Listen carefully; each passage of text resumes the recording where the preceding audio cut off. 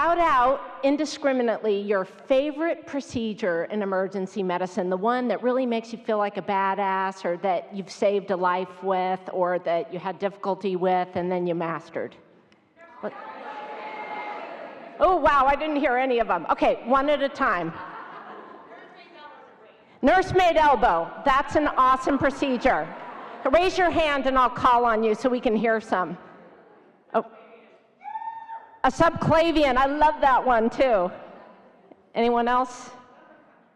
Lumbar puncture, yes.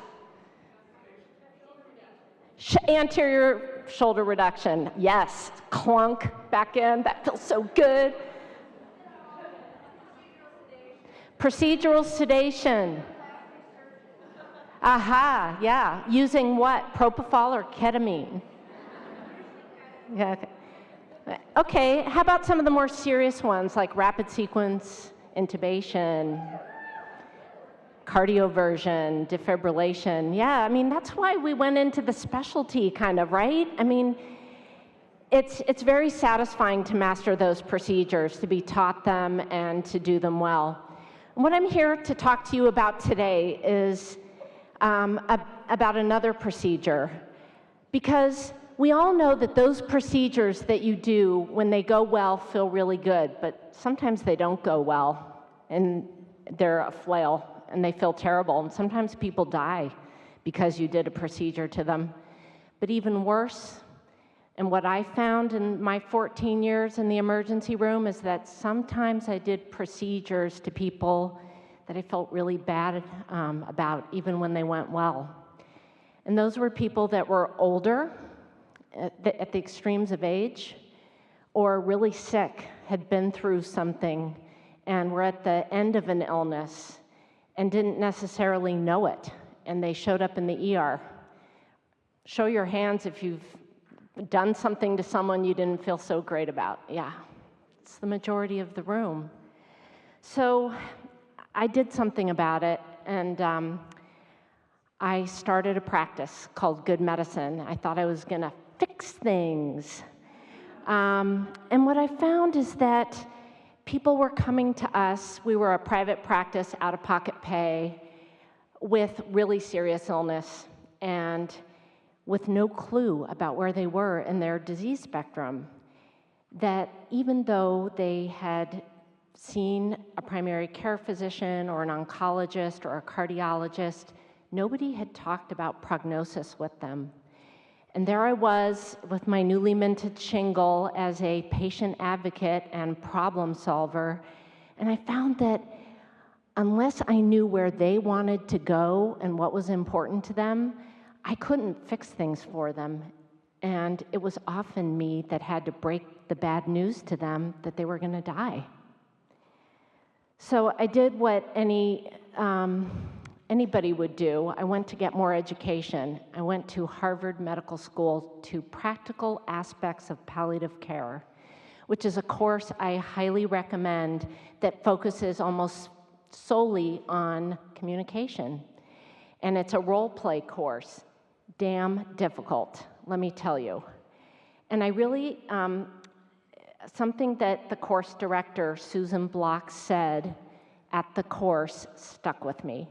And that is that any advanced illness conversation is like a procedure. It's technical. You have to learn how to do it, you have to practice it, and anytime you do it, you have to prepare for it, just like you're a surgeon or an emergency physician going in to do any other procedure. And the more I've practiced in this realm, the more I think that that's true. Why do we have these conversations with people? Well, look at this stat. I call it the 48-48 stat. In 2014, JAMA Internal Medicine published an article that looked at hospitalizations in people over age 65. And they found that 48% of people over 65 needed a major medical decision made on their behalf, so they weren't making it, within 48 hours of their admission. I hope you guys remember that next time you write admitting orders or call medicine on an older patient in the ER, that it's 50-50 whether somebody else will be making a decision for them very shortly. And with the population of age 65 and over exploding, that's a lot of hospitalizations. Moreover, I want to point out that the decision makers they found, 78% of the time were women. So I came to embrace the notion of advanced care planning, which is a cousin of the serious illness conversation. And I dedicated me and my team to become masters of that procedure. So I put up a technical definition of advanced care planning, but basically it's two conversations. One is with a patient, and then the second one is with the patient and their healthcare agent or proxy, and then ideally their physician too. And the first conversation is long, it's lengthy, and it's involved. Some of the questions that we in our practice at Good Medicine asked people in the advanced care planning conversation were things like, what gives your life meaning? What do you still hope to accomplish? What's on your bucket list? But there were at least two questions that I started to call the money questions. And I've designated them the money questions up there. One of them was, do you have a strong preference about where you die? Do you want to die at home? And of course, that's important because decisions that are made for people when they're in the hospital need to be made well in advance if it's very clear that they want to die at home, right? And the second money question was, what experiences have you had with others who have been ill or who have died?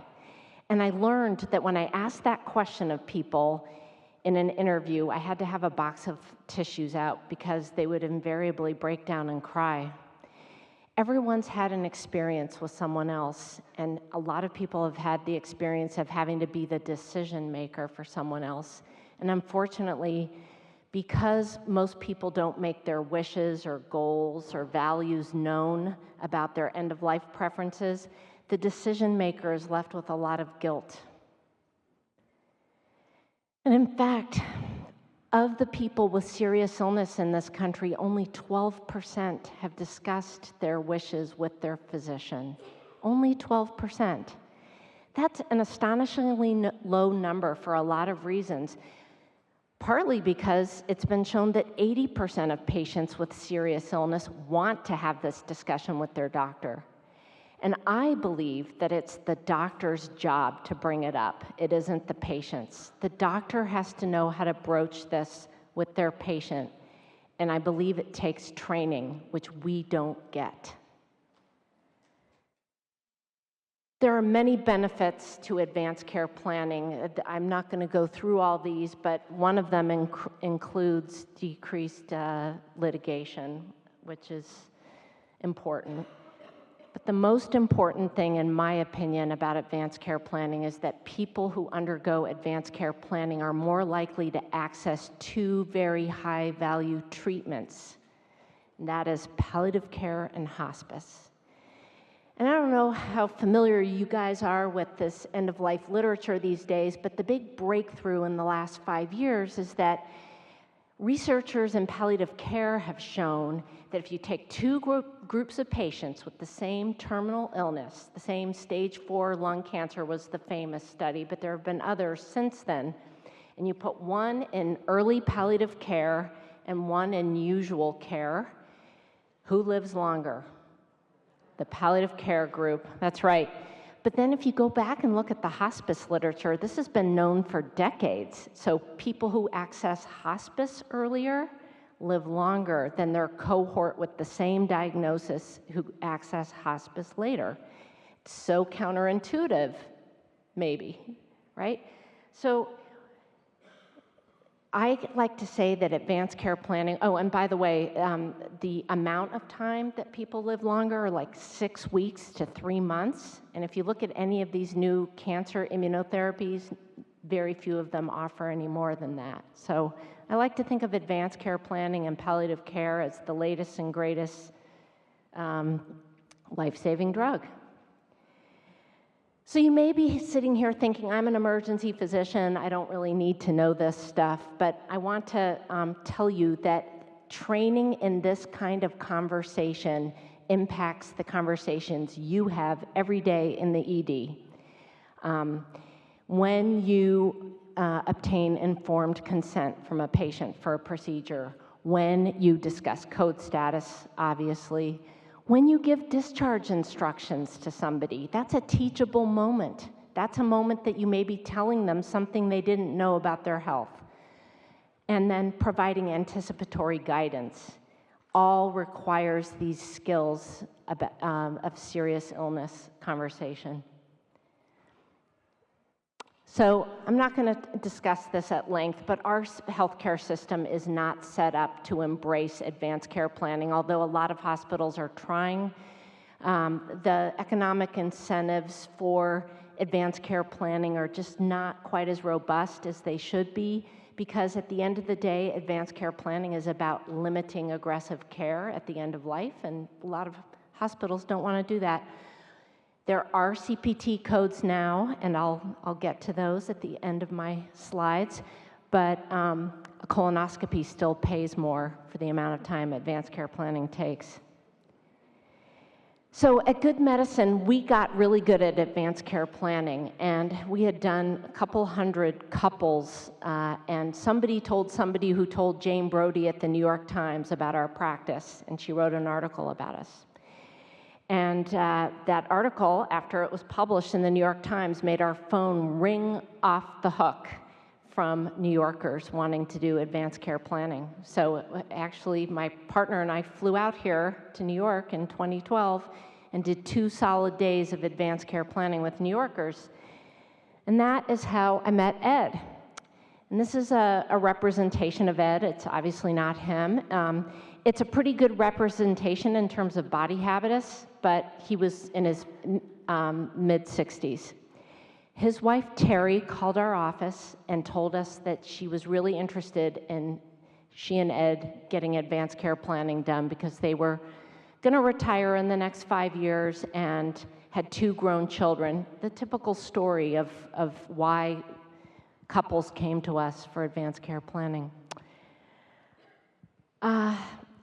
I had the unlucky draw of drawing Ed as the person that I would interview for the advanced care plan. And it was tough. He walked in and sat down and became the master of evasion. I asked him about his medical history. He said he had some hypertension and high cholesterol, but he gave me a detailed analysis of why he thought cholesterol wasn't really the culprit for coronary artery disease. I asked him what he understood about life-sustaining treatments, and he said, you know, yeah, I know CPR isn't very effective. And I asked him about his spirituality, and he talked for about 15 minutes about Buddhism and his spiritual beliefs. And I finally looked at my watch and I was like, wow, an hour's gone by and we have not gotten anything substantive here. So I went to one of my money questions and I asked him if he had had any experiences with anyone else who had been ill or who had died. And that's when Ed told me about his dad having had a stroke. And he said, you know, my dad had this really bad stroke. And when he got discharged from the hospital to rehab, he had no motivation to participate in rehab. He was just done. And my sister and brother were really mad at him because PT and OT and speech weren't going to give him, you know, a pass, and they were going to kick him out of the rehab center if he didn't progress. But I could see he had just lost all motivation. And, you know, if that ever happened to me and I just wasn't motivated to go on, I hope my family would understand that. So that was about as close as I got to anything of substance, and I'm furiously writing this down. And I look at my clock and I'm like, gee, you know, we have to wrap up here. And I said, anything else? And Ed thought for a minute, and he said, yeah, you know, when I was in the ICU after my dissection, oh, man, flail. I took a deep breath, looked at my watch, and said, oh, boy, what was that like for you? And he talked, a little bit about how difficult it was not to be able to talk, to be paralyzed, how frightened he was. And I said, wow, Ed, I had no idea that you had gone through something so serious. So he's like gathering up his things. He did not want to talk any further about this. But I slipped in God forbid anything should happen again. Is there anything you would want your family to know? And he said, I'll think about it, and left the room. Well, I walked out of the room just feeling like crap. I mean, I was charging good money for this. I had been written up in the New York Times, and I just flubbed it. And sure enough, when we sent patient satisfaction surveys to all our clients that we saw in New York, Ed gave me a really bad review. And I didn't blame him. He said I seemed disorganized, I seemed uncomfortable, he wasn't sure where I was going with the interview. All true, true, true. So I called Ed and I said, look, I'd like a mulligan, no charge to you. I'd like to talk to you more about your wishes. I've written up your plan, your wife has reviewed it, but I think there's more here. And he said, I'll get back to you. He never got back to me. So fast forward 2 years, we've closed the practice. We really couldn't sustain, our rent and malpractice insurance with an out-of-pocket pay business model. And I get this weird email from an email address I didn't recognize. And it was from Ed's wife. She said, Jennifer, I've been trying to track you down. Good Medicine had closed and the phone wasn't working. But I wanted you to know that Ed died last week. And she said, your directive was so important to me and my son, the stuff you wrote about Ed's father, for us to make the difficult decision to withdraw him from the ventilator.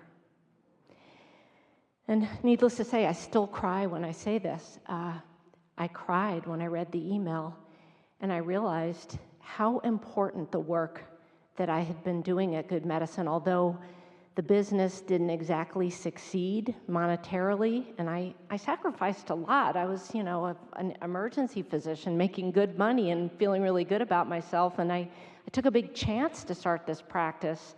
And I realized that I had been making a difference in people's lives in a different way. I'd been saving lives in a different way. So that's led me to conclude that, I believe that these conversations and mastering them is a physician's most important job. It's more important than knowing how to do an LP. Well, maybe not more important, but as important. It's as important as a rapid sequence intubation. Because people's lives don't just consist of them, it consists of their family as well. And I was lucky enough to write an editorial in JAMA Internal Medicine last month about another case in which my skills as a difficult conversation physician came in handy at someone else's end of life. So I've continued to use these skills to help people. It's the most important job we have. Thankfully, now there are CPT codes that I wish we had had at Good Medicine, or I think we'd still be in business, that pay for advanced care planning discussions. Still don't pay as well as a colonoscopy, but it's something. And I'd like to leave you with this before cocktails. One, the column on the left has a nice set of resources for DIY directives, advanced care plans that you should pass on to your family. But the column on the right are some excellent resources for physicians. So I haven't been practicing emergency medicine for many years, but I still get the flyer for the difficult airway course. And instead of signing up for that, I really want you to consider signing up for one of these difficult conversation courses instead. Thank you.